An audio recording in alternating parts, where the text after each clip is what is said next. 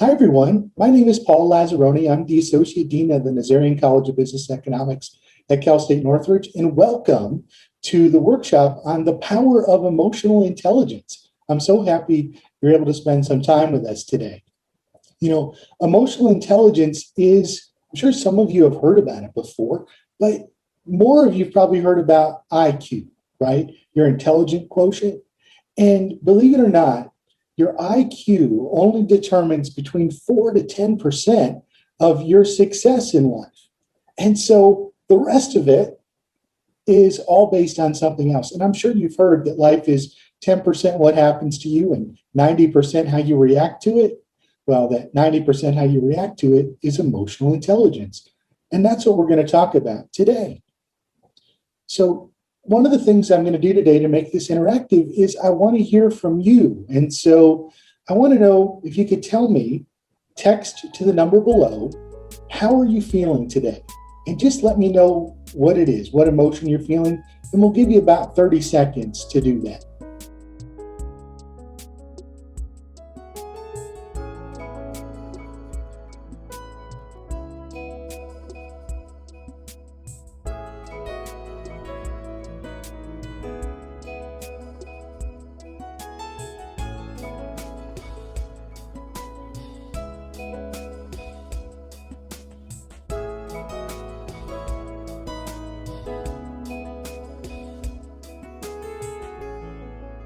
Okay, and we're back. And so some of the things that I see on my phone here are people are happy. Somebody says that they're excited. Somebody says that they're stressed out. Somebody's feeling overwhelmed. Somebody's tired. Somebody's feeling good. And another person is overwhelmed, which, in this world of COVID-19, it's not surprising that we're going to feel overwhelmed at times. And maybe if you did say you were happy, maybe you are overwhelmed and happy at the same time, or excited about today's presentation. But all of those emotions right there that we talked about are valid. Because here on this next slide, I love this slide. The question is, who has had zero emotions today? Well, if I would have asked my father that question, my dad was a real estate broker and had a real estate firm in the 1960s. And if I would have asked him, well, how many emotions did you have at work today, Dad? He would have said, none, because I was taught to leave my emotions at the door. Well, the problem is if we leave our emotions at the door and we are going to feel them throughout the day, that's not going to work very well. So I know you just told me you're already having some emotions today. So on the next slide, here's the answer. It's not just those few emotions you shared with me, but on average, each of us have 456 different emotional states throughout the day. And that's huge, right? That's a huge number of emotions. And that's all of us every day. And so the real question is, what do we do with them? Okay. So, and that's really the power of emotional intelligence, is understanding our emotions and what we can do with them, being aware, you know what, that means everybody else has 456 different emotions during the day. Well, what are they doing with them? And if we're aware that they're having them, how can we better manage our relationships with them? So on this next slide, I want you to take a few minutes, let's say 2 minutes here, and I want you to think about a time when your emotions got the better of you. And if you think about that for a second, you look at that slide, boy, that's a lot of what's going on during COVID-19 for sure, right? You can see people are stressed out. But, take a few minutes and think about a time when your emotions got the better of you. Remember, your emotions can get the better of you in two ways: with profound grief or sadness, or you can get upset and angry. And what we're really talking about here is a time when your emotions got the better of you and you got upset or angry.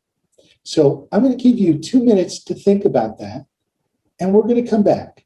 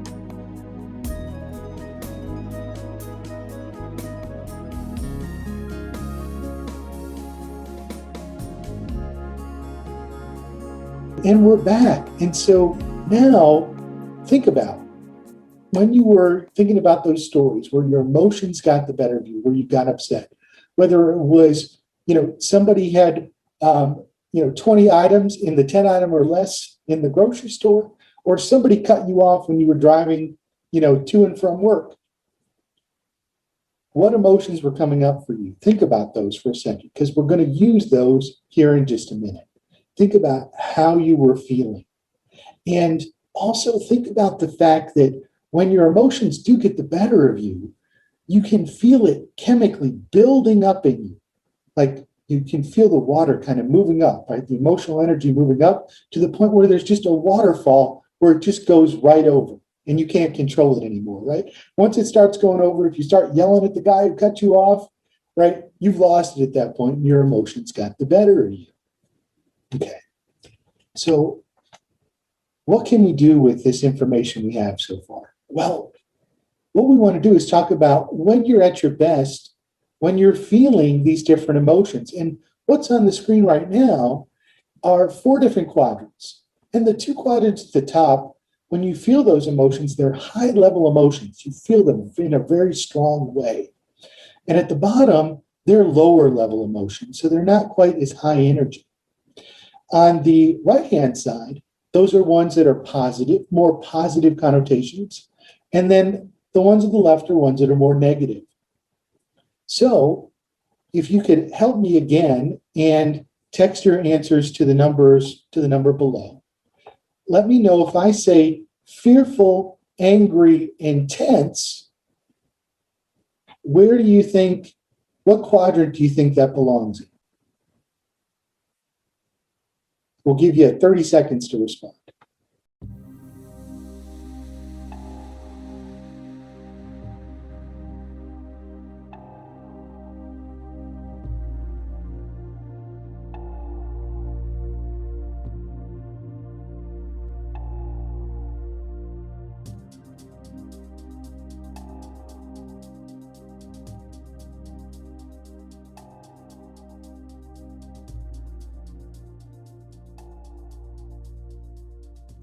Okay, we're back, and I see most people said that it's the high negative quadrant, that if you're fearful, angry, intense, that's high negative. Okay, let's do another one. So what if I say you're calm, carefree, and relaxed?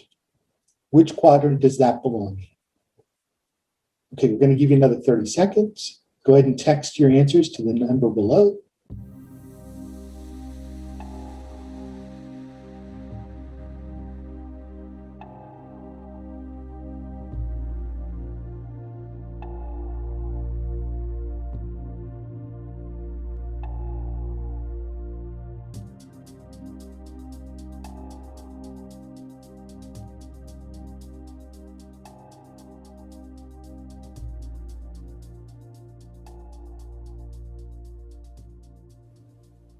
Okay, and we're back. And if I look on my phone here, it looks like most people said that that was a low positive quadrant, okay? All right, let's do another one. So if I say that you're defeated, exhausted, and sad, go ahead and text to the number below which quadrant you think that's in, and we'll give you 30 seconds to do that.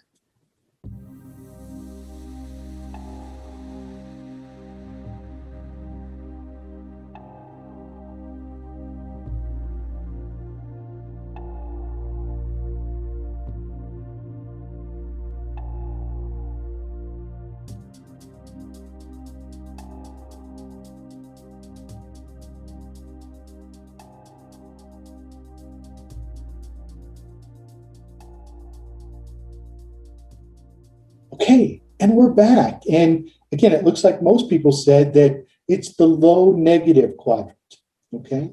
If you're defeated, exhausted, and sad. And that only leaves us one left. And so if I say you're energetic, focused, and confident, that has to be the high positive quadrant. And there's a reason we went through this, talking about the emotions and trying to figure out, well, can we categorize them so we can better understand them and better manage our emotions? So here on the next slide, we've actually done that. We've named the quadrants and we've put a longer list of emotions in each one of them. So when you were telling your story to yourself about when your emotions got the better of you, you were in the survival zone, right? Where you were defensive, anxious, fearful, angry, tense, negative, frustrated. I get stressed out just even saying those words, right? And once you're in the survival zone, there's only one place to go after that. If you think about the high energy that is, there's only one place you're going to end up next. And that's the burnout zone, right? Where you're going to be defeated, unfocused, exhausted, hopeless, burned out, grieving, or sad, or some combination of those. And that is a place that we end up often during the week and during the day. When you're at work, though, you want to be in the performance zone, right? Where you're energetic and focused and positive and passionate, hopeful and challenged. That sounds like a great place to be. But the problem is, if you stay in the performance zone too long, you're going to also end up back in the burnout zone, right? If you work too long, work too late, you end up burned out as well. And so if you're in the survival zone, you end up in the burnout zone. If you stay in the performance zone too long, you end up in the burnout zone. So burnout is a place you can be. I've done this workshop for students over the last 12 years or so. And I had a student once tell me, Dr. Lazarony, I'm in the burnout zone all the time. And I said, oh my gosh, we need to have a conversation about that. Because the truth is, the only way to get out of that burnout zone, and we don't want to be stuck there, is to go over to the recovery zone. And that's where you do something to recover or recharge that makes you feel calm and carefree and peaceful and mellow and relieved and relaxed. Okay. And so let's talk about what some of those things are, because that's really, really important. I've also given you a handout that I think we put in the chat here that you'll be able to download. And this is one of the slides I want you to download, because this slide is really important for you to help you check in throughout the day. What emotions am I feeling? What zone am I in? And hey, if I'm in the burnout zone, I need to figure out what to do in the recovery zone. And having some of those things in your back pocket to recover during the day is really, really important.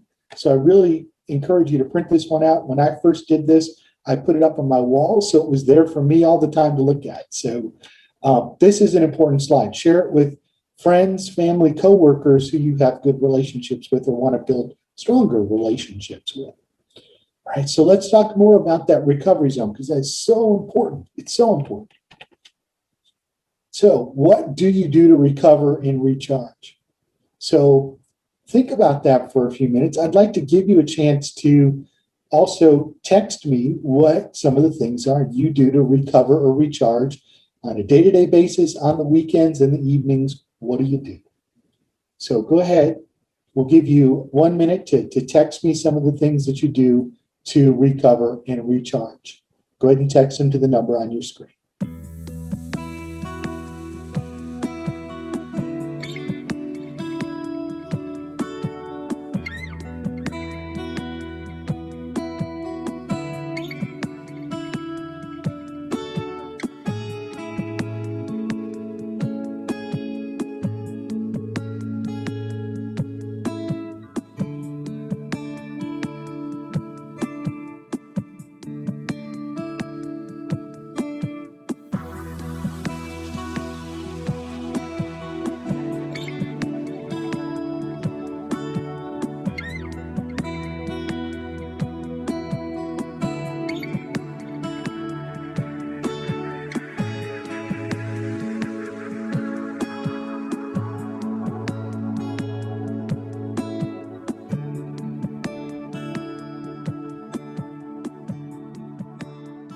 And we're back.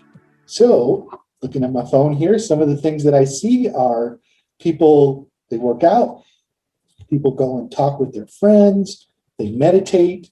I see lunch or dinner with friends or family, going for a walk, playing with the dog, doing yoga, taking a bath or taking a shower, or going for a run.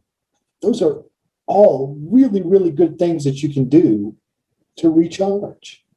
But what matters is that you do them. And we've all had to kind of get through COVID-19 here over the last year plus.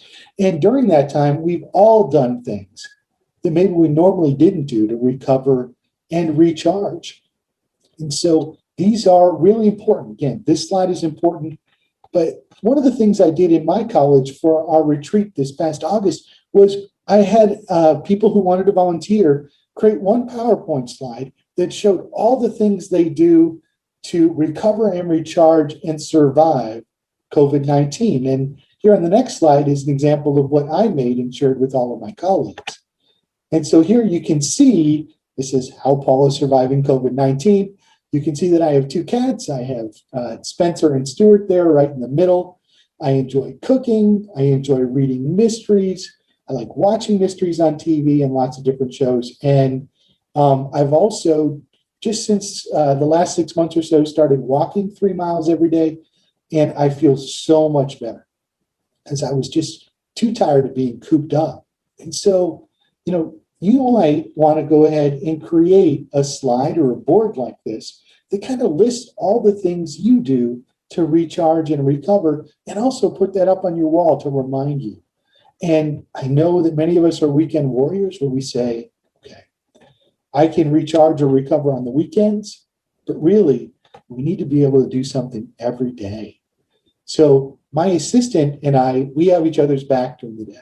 So when we're in the office, if one of us gets stressed out, there's a fish pond, duck pond on campus. It's about a 10-minute walk there and a 10-minute walk back. She and I will often say, you need to go over to the pond. And, those 20 minutes of being away and just looking at the fish and the ducks and the turtles and then coming back just lets you clear your head. Because, your emotions are going to be there all day. And they do serve a purpose, but oftentimes checking in with yourself a couple times a day is really important. And for those of you who you may actually want to set a calendar reminder on your phone to go off a couple times a day to remind you and check in. What emotions am I feeling? What zone am I in? I'm burned out. Okay, what can I do now to go recharge? So that's huge. That's taking really good care of yourself. Okay, so let's talk a little bit about what emotional intelligence is. So here's one working definition of EI. And so it's your ability to recognize and understand your emotions and your skill at using your awareness to manage yourself and better manage your relationships with other people. Okay. But the first key we've been talking about right now is how do we better manage ourselves? You need to do that first, and then we can work on our relationships with other folks. On the next slide here, if the paragraph is a little squishy, here it is in 4 quadrants. So the first thing you do is you start at your personal competence up at the top left there with your self-awareness. How can I identify my emotions as they happen? And that's checking in with yourself several times a day. And then self-management. Okay, now I know what emotions I'm feeling and what zone I'm in.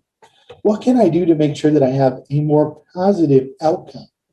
We've talked about that a little bit with the recovery zone and recharging, but we're going to talk about that even more coming up with what you can do and what's in your control on the self-management side.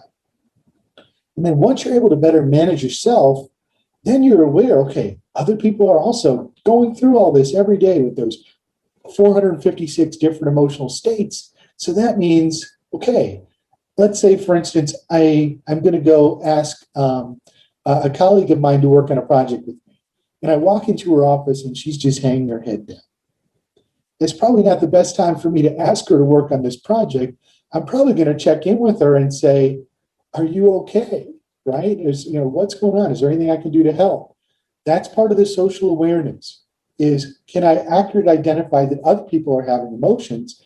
And can I better manage my relationships, interactions with the other folks that I care about? And what's so powerful and cool about this is it's not just for your work environment, but this is going to really help you with those personal relationships with your family and friends too. Okay, so that's the Daniel Goleman's model for emotional intelligence. And we're going to continue to build on this as we go through today. Okay, and all of this is based on science. On a future slide, you'll see this is all based on a book by Dr. Marsha Reynolds called Outsmart Your Brain. This workshop today is. And her book is, it's inexpensive. I think it's $12. You can get it on Amazon. But it's really cool. It's a really cool book. I recommend getting it because it's what the workshop is based on, and it goes into all this in more detail. But it's based on science that Marsha researched. And this is cool. This really surprised me. I think we all have an idea when we walk into a new situation what goes on. But here on the screen are the three brains. So every time you walk into a new situation, let's say that instead of us doing this electronically today, we were all in a room together. And so when you walk into the workshop room, your brain does three things. First, we perceive the situation, and then your reptilian brain kicks in. And it happens like that, snap of your fingers. And so this is your reactive or autonomic brain. And this is protection, maintenance of the body, survival of the species. And so in that case, when you walk into any new situation, basically you're asking your body or your brain, ask yourself three questions. Is there something here that's trying to kill me? Is there something here I can eat? And is there someone here I can have sex with? Those are the three things. And again, it happens like that. Boom. Okay. And then after your reptilian brain does that, because if you need to run, if it's fight or flight time, you just need to go. And that's what happens next. Okay. That's why the mammalian brain kicks in and you see movement there. But also at the top of that list, when your mammalian or social brain kicks in, are emotions. And long-term memory is there as well. And I found this to be really, really interesting because you think about it, we remember really strong emotions, whether they're positive emotions or strong negative emotions. And the reason we remember those for a long time is because your emotions and long-term memory are kicking in at the same time. And so that I thought was really interesting. But again, so reptilian brain first, like that. Mammalian brain, now we feel it. Okay, we perceive the situation, we feel it. Then finally, your cognitive brain kicks in, or your thinking brain, where you can identify the feelings you have. This is where short-term memory is. You're able to really think, you're able to be creative, analyze, and make decisions. And ultimately, this is where ideas and actions come into play. But I thought that was really cool because I hadn't thought about it, all of this happening every time you walk into a new situation. But, Descartes said that I think, therefore I am, right? So he probably wasn't right because the truth is I feel, therefore I think, therefore I am. So we feel it first, and then we can assign meaning to it. So when I told you back in the 1960s, my dad would have said, well, I leave all my emotions at the door. Yeah, that really wasn't serving me well. And we can see that here, right? Because in every situation we're in throughout the day, you're going to feel it first before you can think about it. So we need to be in touch with those emotions and really learn how to manage those emotions so that we have a more positive outcome for ourselves and with our relationships with other people. So again, you're going to feel it first. On this next slide, this is another aha moment that I had, is that when it comes to self-awareness and self-management, is that when your emotions are about to get the better of you, you can feel that waterfall building up and about to go over. Before you lose your temper or get upset, you actually have 6 seconds to make a better choice. And 6 seconds doesn't sound like a lot of time, but it actually is a lot of time. Think about this. So it's 1001, 1002, 1003, 1004, 1005, 1006. It's a little bit longer than we think it is. And by using that time, if we can identify the emotions we're feeling, why we're feeling it, we can make a better choice than getting upset. So I had you think about a time when your emotions got the better of you. Now it's my turn to tell you a story. And this happened to me a few years ago. I was moving from an apartment that I was in to the townhouse I live in now. And this is back when I still had Earthlink DSL, and I was going to switch over to Time Warner Cable. So I was leaving Earthlink, and I'd been an Earthlink customer for 8 years, a long-term customer. So I called them up and I let them know that I was moving and wasn't going to have Earthlink anymore. And the rep said, well, Mr. Lazarony, that's nice, but we're going to have to charge you a $200 early termination fee. And right away I could feel, oh, the chemicals building up, and I started to get upset. And I heard myself say, don't you know who I am? I've been a customer of yours for 8 years, a loyal customer. And the rep said to me, well, I know, Mr. Lazarony, but remember a couple of months ago we called you? And I'm thinking, yeah, you called me during dinner, right? But they called me and they said, we said to you, we'd like to reduce your rate by $20 a month. Would you like us to do that? And you said yes. Well, that started a new contract, which even though you've been a long-term customer, it's a new contract. You have to have that contract for 6 months. Otherwise, you have to pay the $200 early termination fee. Well, my dad was a major in the Army, and my mom was a registered nurse. You would have thought my dad was the one who taught me how to swear, but it was really my mother. And I could feel the waterfall go over, and I started saying things that I really shouldn't have said to the rep. And God bless that rep. He said to me, Mr. Lazarony, I'm going to put you on hold. And he did, which was really good. But at that point in time, boy, there really are some things that I could have done better there, right? And so I could have, instead of getting upset, instead of yelling, I could have asked for a supervisor. I could have tried to better explain my story. But one of the easiest things in those 6 seconds is your emotions are about to get the better of you. I could have just hung up the phone.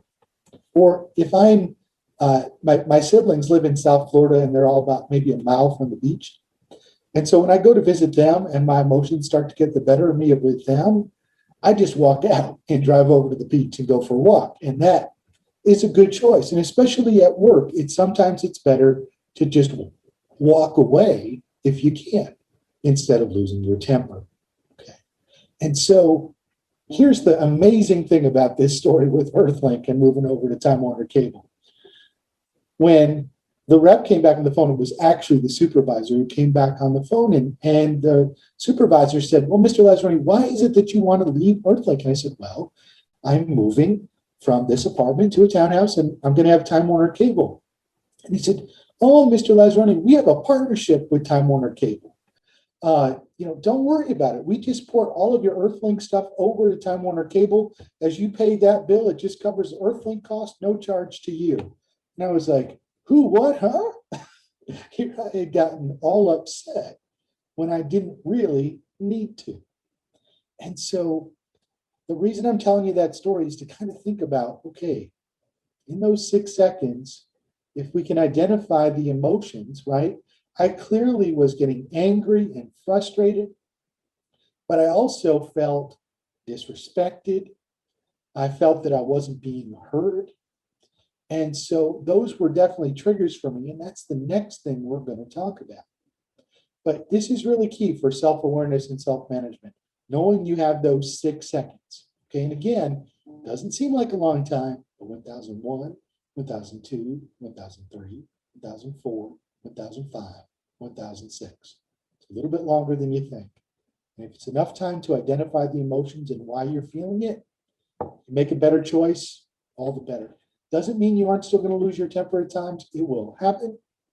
But this is something to practice in self-awareness and self-management. So I like this because in my family, we were raised if you do become angry, that's just a bad thing. And so on this slide here, it says that anybody can become angry. That's easy. But to be angry with the right person, to the right degree, at the right time, for the right purpose and in the right way, that is not easy. It's not. Because the truth is, anger as an emotion serves a purpose for you. And even at work, if you become angry, you're really becoming passionate about something. Oftentimes, we're upset because we care deeply. And if you can do that in a way without losing it, right, without having your emotions get the better of you, that's a good thing because it shows you care. And so if we don't take good care of ourselves, and on this next slide, we see the little penguins together. Yeah, if we don't take good care of ourselves with self-awareness and self-management, we're going to end up as one of those two penguins, most likely the one knocking the other one into the water. And so building that self-awareness, our brains are plastic, but we need to train them. It's not normal for us to say, okay, what emotions am I feeling right now? What zone am I in? And what do I need to do? Do I need to go do something to recharge? And so, but we can learn this, building that self-awareness. So we need to set a reminder on your phone, do that, whatever it takes, okay, for you to check in a couple times a day of what emotions you're feeling. And on this next slide, this is also part of your handout. So what I'd like you to do is just spend a little bit of time here. I'm going to give you 3 minutes, and I'm just going to let you circle or write down the 3, 4, or 5 needs or triggers, okay, that are really there for you. And if there's another way to explain this, it's your buttons, right? If your buttons are being pushed, our family and friends who know us really well know how to push our buttons. So, Len, let me say this. Your needs or your triggers, they're not good or bad. They just are. So let me say it this way. So for example, if I came up to you outside of COVID-19, obviously, and I went to shake your hand and I said, hi, my name is Paul, and it's really important that you like me, and it's really important that I'm right all the time. Well, probably none of you are going to want to be my friend, right? But if I say to you that it's important that I'm liked by the people I care about in my life, well, that might resonate a little bit better. And so needs are things that are important for us, okay? And mine, for instance, are being valued, being needed, being heard, being understood, being able to make a difference. And you can sort of see here, and respect. And those are reasons that my buttons were pushed in my Earthlink story. So again, let me give you about 3 minutes to write down your needs or triggers.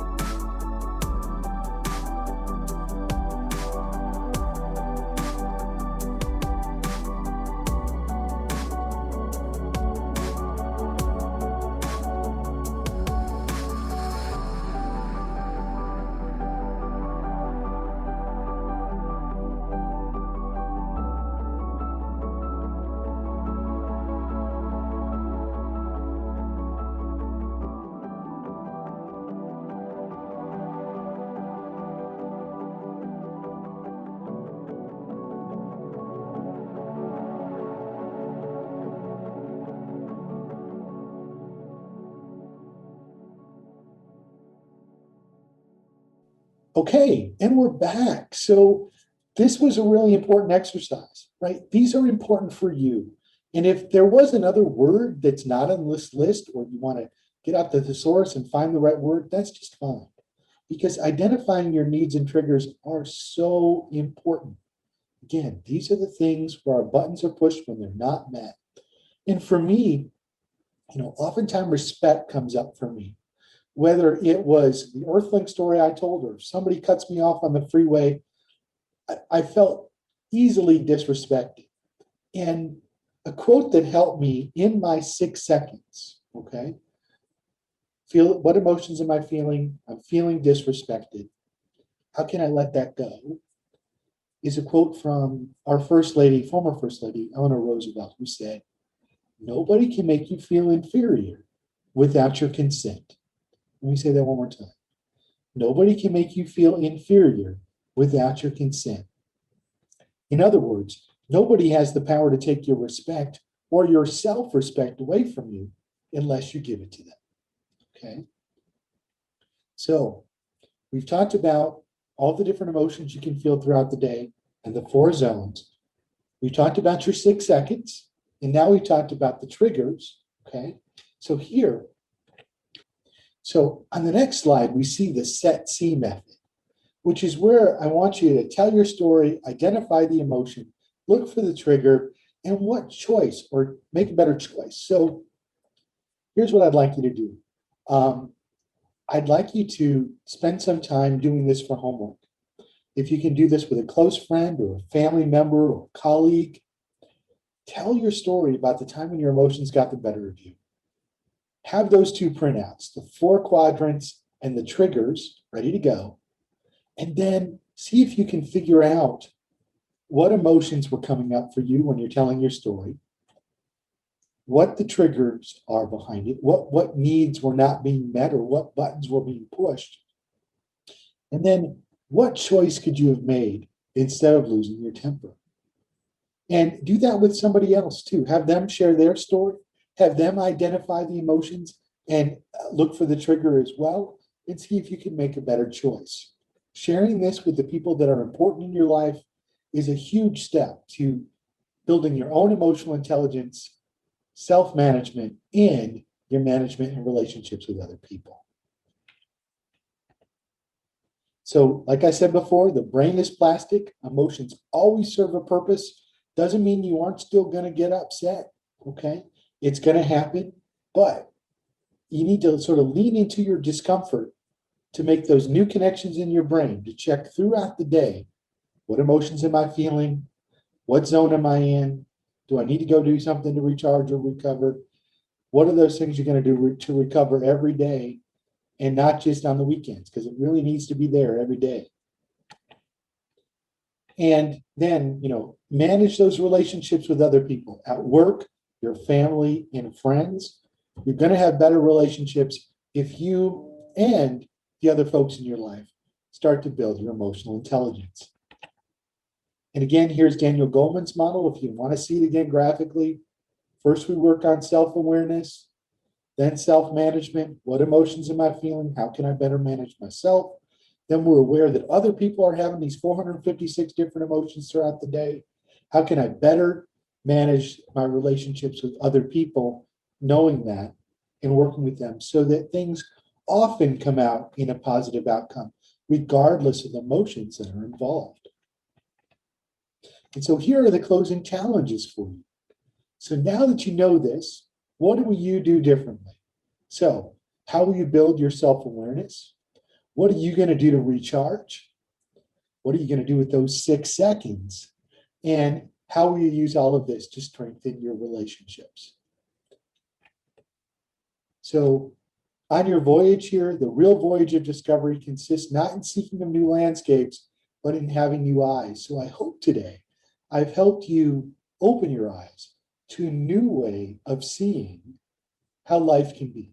And that's open your eyes to emotional intelligence, the emotions, the triggers, your 6 seconds, and how that can better help you with your relationships with other folks. I hope you all have a great emotional intelligence journey. And we're going to put my email address up here. If you have any questions, please feel free to reach out to me in email. Again, thank you so much for joining me today. I hope you found the workshop useful. You all take care. Bye-bye now.